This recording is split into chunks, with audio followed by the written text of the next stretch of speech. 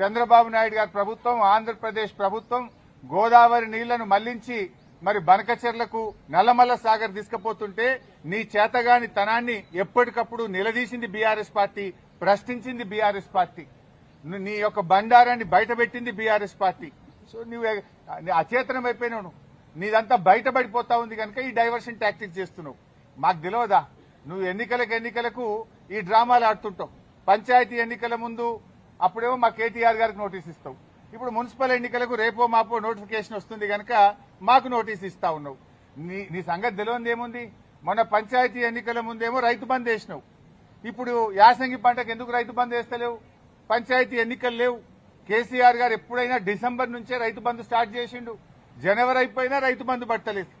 పంచాయతీ ఎన్నికల ముందేమో బతుకమ్మ చీరలు ఇచ్చినావు, మహిళలకు వడ్డీ లేని రుణం ఇచ్చినావు, రైతు బంద్ ఇచ్చినావు.